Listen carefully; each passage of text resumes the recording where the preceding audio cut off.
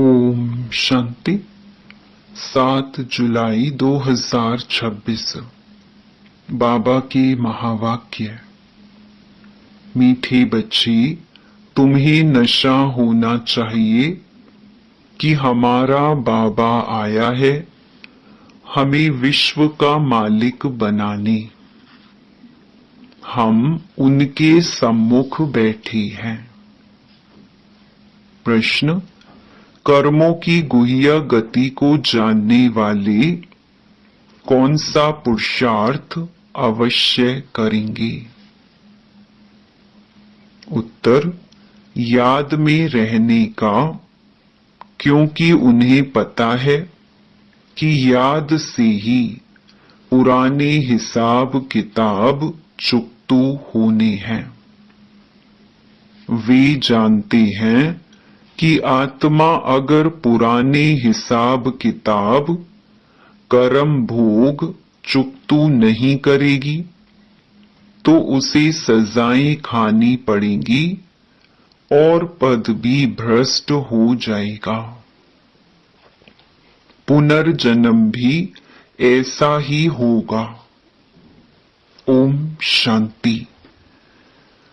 बच्चों को अपार खुशी का पारा चढ़ता है जब देखते हो बाप दादा सम्मुख आए हैं, और यह भी बच्चे जानते हैं कि 5000 वर्ष बाद फिर से शिव बाबा ब्रह्मा तन में आया हुआ है। क्या करने? बच्चों को यह नशा चढ़ा हुआ है। सब बच्चे जानते हैं कि स्वर्ग का मालिक बनाने बाप आया हुआ है, हमको लायक बना रही है, हमको तमो प्रधान से सतो प्रधान बनने की युक्तियां बार बार बता रही हैं। युक्ति है बहुत सहज, बिल्कुल सहज याद बच्चों को सिखलाते हैं। अज्ञान काल में बाप को बच्चा होता है तो समझते हैं हमारा वारिस पैदा हुआ। तुम जानते हो इस समय बाप आकर हम बच्चों को एडॉप्ट करते हैं। यूं तो तुम सब शिव बाबा के बच्चे हो, परंतु बाबा अपना कैसे बनाए जो हमको सुना सके और हम उनसे सुन सके। शिव बाबा इस ब्रह्मा तन से कहते हैं, मैं तुम्हारा बाप हूं, तुमको स्वर्ग का मालिक बनाता हूं। सिर्फ तुम्हारी आत्मा जो पतित है वह न मुक्ति में न जीवन मुक्ति धाम में जा सकती है। तुम सब एक बाप के बच्चे हो। सबको बाप की मिल्कियत लेनी है। ढेर के ढेर बच्चे हैं, वृद्धि होती जाती है, एडॉप्ट करते जाते हैं। हे आत्माएं, अब तुम मेरी संतान हो। अपने को रूह आत्मा समझो।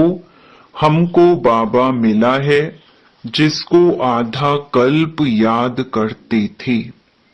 यह कभी भूलो मत। आधा कल्प आत्मा इस शरीर द्वारा याद करती आई है।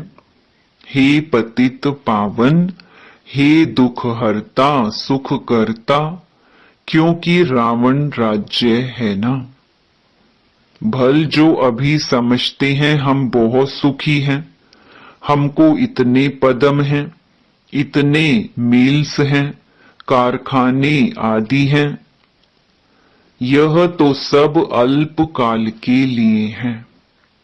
अंत में तो बहुत त्राही त्राही करने लग पड़ेंगे, दुख के पहाड़ गिरेंगे, इतनी सारी मिल्कियत सेकंड में खलास हो जाएगी। बाप से तुमको सेकंड में वर्षा मिलता है, कहते हैं तुमको सेकंड में स्वर्ग की बादशाही देता हूं। यह पुरानी दुनिया खत्म हो जाएगी, लड़ाइयां लगेंगी, नेचुरल कैलामिटीज होंगी। सफाई तो चाहिए ना। तुम्हारी आत्मा भी अब पवित्र बन रही है। बाप दादा दोनों समझ सकते हैं। बच्चे कितनी मेहनत करते हैं। बाप से वर्षा पाने की मेहनत बिल्कुल थोड़ी देते हैं। अपने को आत्मा समझ बाप को याद करो। वह रूहानी बाप है, निराकार। हम आत्माएं उनको बुलाते हैं ना। बाप कहते हैं, तुम्हारी आत्मा जो पतित है वह पावन कैसे बने। पतित पावन तो एक बाप है ना। पानी की नदी पतित पावनी है तो झट से जाई गोता खाकर चले आना चाहिए। गंगा स्नान बहुत करते हैं, फिर भी पतित क्यों। रात दिन यही धुन लगाते रहते हैं। पतित पावन सीताराम अर्थात सब जो भक्तियां हैं अथवा सीताएं हैं, सबका रक्षक एक राम परम पिता परमात्मा है। पतित पावन पतियों का पति वही है। वह जब आए तब आकर पावन बनाए। तो अब बाप कहते हैं, मेरी श्रीमत पर तुमको चलना है और किसकी मत पर ना चलो। वह तो समझते हैं भक्ति से भगवान मिलेगा, जबकि भक्ति से भगवान मिलेगा तो ऐसे क्यों कहते कि भक्तों की रक्षा करने आएगा। भक्तों पर क्या आपदा पड़ी है जो रक्षा करेगा। रक्षा तब की जाती है जब कुछ आपदा होती है।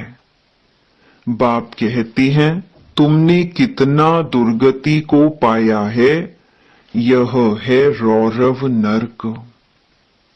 सब दुखी रोगी हैं। घर घर में देखो क्या लगा पड़ा है। दुख ही दुख इसीलिए पुकारते हैं, बाबा हमारे दुख हरो सुख दो। भारत में ही सदा सुख था, अब दुख है। भारत की बात है और खंड तो है ही अलग। वह तो आते ही बाद में है।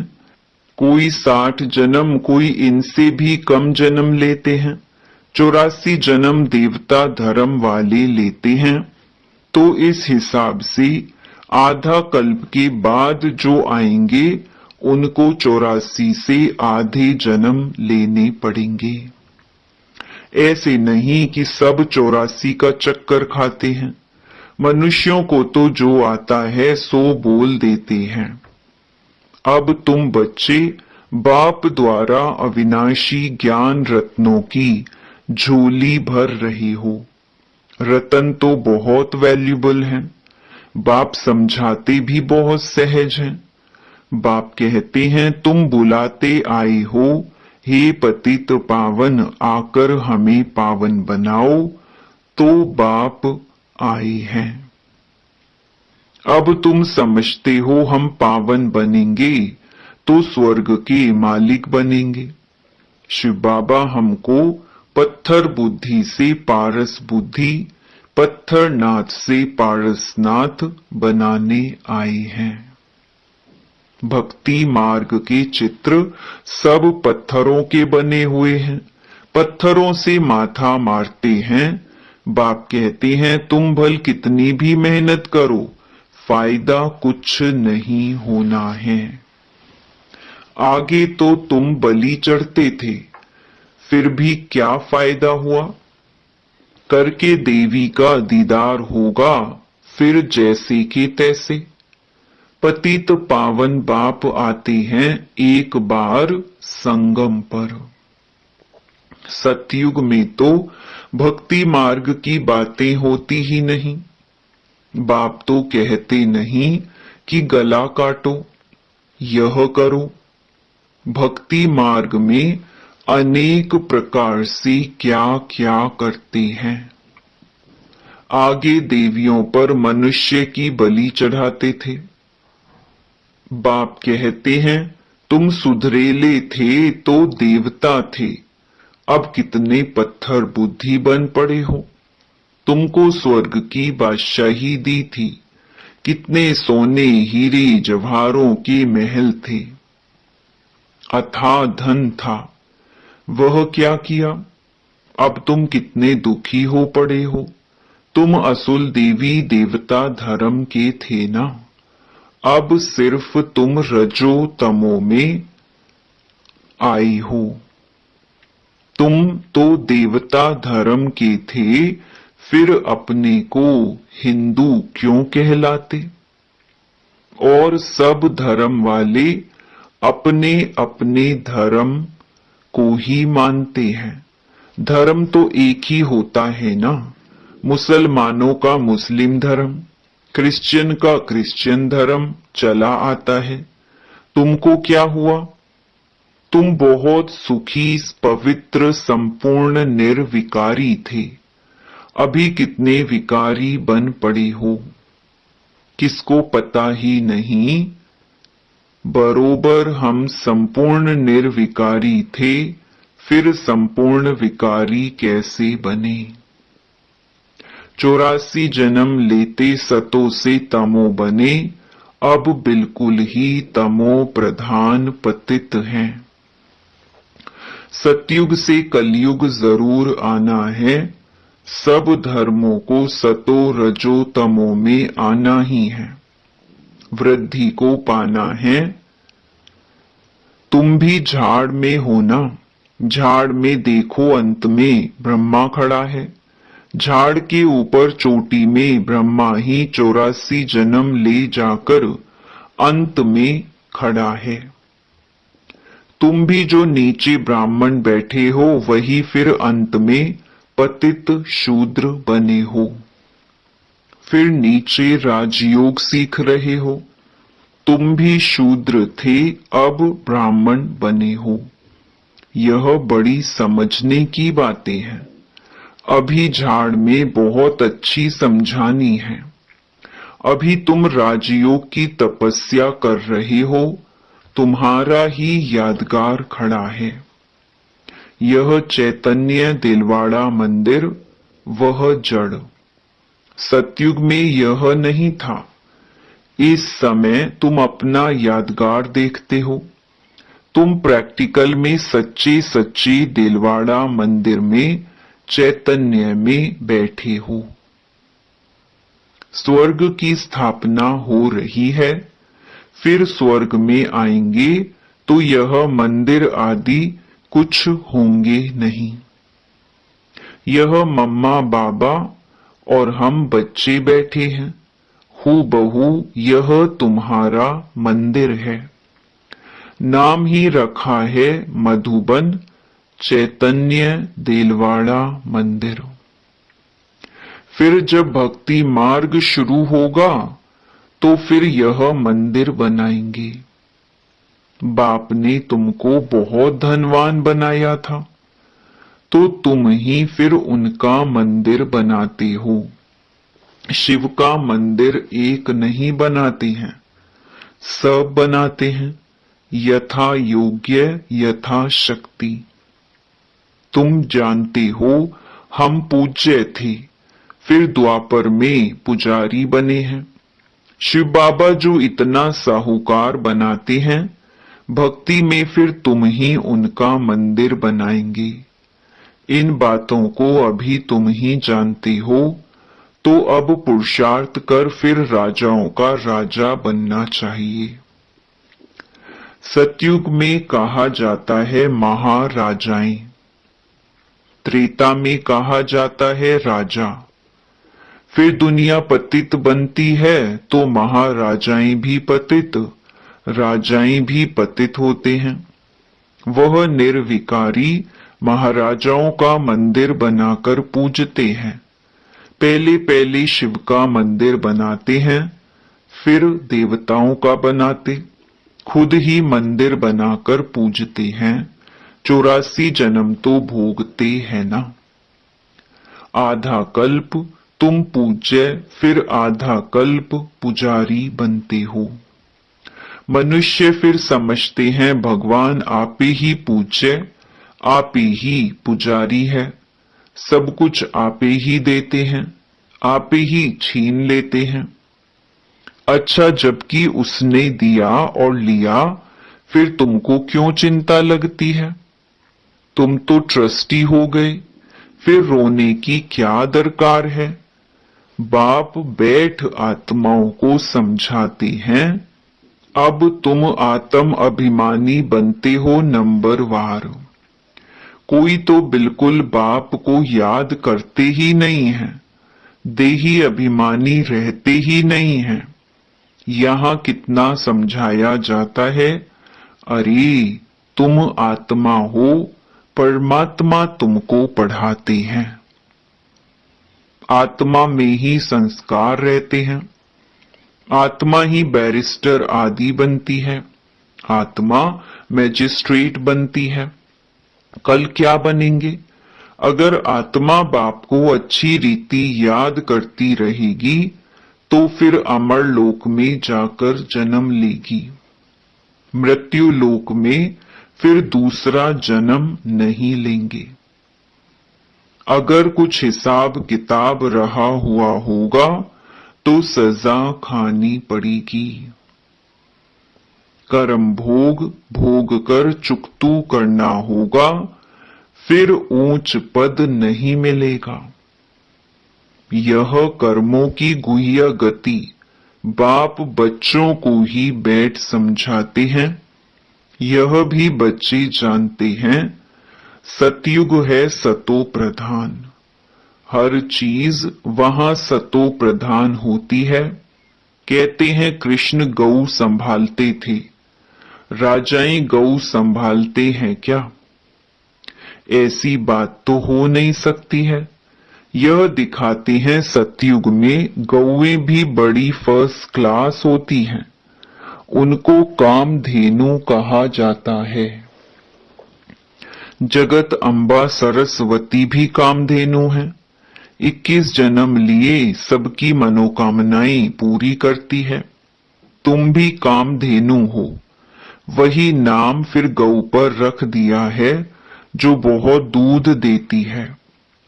राजाओं के घर में बड़ी फर्स्ट क्लास गायें होती हैं, जबकि यहाँ भी राजाओं के पास ऐसी अच्छी अच्छी हैं, तो स्वर्ग में कैसी सुंदर होंगी। वहां कोई बांस बदबू आदि बिल्कुल नहीं होती है। अब बाप बच्चों को कहते हैं कि मैं आया हूं तुमको गुलगुल बनाकर साथ ले जाऊंगा। मुझे बुलाते ही हैं, हे पतित पावन आओ। पतित दुनिया पतित शरीर में आओ, यह है पतित वह है पावन फरिश्ता। भेंट दिखलाते हैं, तुम भी पतित से ऐसा पावन फरिश्ता बनेंगे। सतयुगी देवताओं को डेटी कहते हैं, सूक्ष्म वतनवासी हैं फरिश्ते। अब तुम फरिश्ते पवित्र बनते हो। बाप कितनी सहज शिक्षा देते हैं। यहाँ जब आते हैं तो कोई भी बाहर वाले मित्र संबंधी घर घाट धंधा धूरी आदि याद नहीं करना है। बाप के सम्मुख आए हो ना। यहाँ आए ही हो योग की कमाई करने, तो इसमें लग जाना चाहिए। अच्छा, मीठे मीठे सिकिलधे बच्चों प्रति मात पिता बाप दादा का याद प्यार और गुड मॉर्निंग। रूहानी बाप की रूहानी बच्चों को नमस्ते। धारणा के लिए मुख्य सार। पहला, सजाओं से मुक्त होने के लिए पुराने सब हिसाब किताब योग बल से चुकतू करने हैं। ट्रस्टी होकर सब कुछ संभालना है। किसी भी बात की चिंता नहीं करनी है। आत्म अभिमानी बनना है। दूसरा, यह कमाई का समय है। इसमें घर घाट धंधा धूरी आदि याद नहीं करना है। फरिश्ता बनने के लिए एक बाप की याद में रहने का पूरा पूरा पुरुषार्थ करना है। वरदान, याद की सर्च लाइट द्वारा वायुमंडल बनाने वाले विजयी रतन भव। सर्विसेबल आत्माओं के मस्तक पर विजय का तिलक लगा हुआ है ही, लेकिन जिस स्थान की सर्विस करनी है उस स्थान पर पहले से ही सर्च लाइट की रोशनी डालनी चाहिए। याद की सर्च लाइट से ऐसा वायुमंडल बन जाएगा जो अनेक आत्माएं सहज समीप आ जाएंगी। फिर कम समय में सफलता 1000 गुना होगी। इसके लिए दृढ़ संकल्प करो कि हम विजयी रतन हैं, तो हर कर्म में विजय समाई हुई है। स्लोगन, जो सेवा स्वयं को व दूसरे को डिस्टर्ब करे वो सेवा सेवा नहीं, बोझ है। यह व्यक्त इशारे ज्वाला स्वरूप स्थिति में रहे शक्तिशाली याद का अनुभव करो। ज्वाला रूप बनने के लिए यही धुन सदा रहे कि अब वापस घर जाना है। जाना है अर्थात उपराम। जब अपने निराकारी घर जाना है तो वैसा अपना वेश बनाना है, तो जाना है और सबको वापस ले जाना है। इस स्मृति से स्वतः ही सर्व संबंध सर्व प्रकृति की आकर्षण से उपराम अर्थात साक्षी बन जाएंगे। साक्षी बनने से सहज ही बाप के साथी व बाप समान बन जाएंगे। अच्छा, ओम शांति।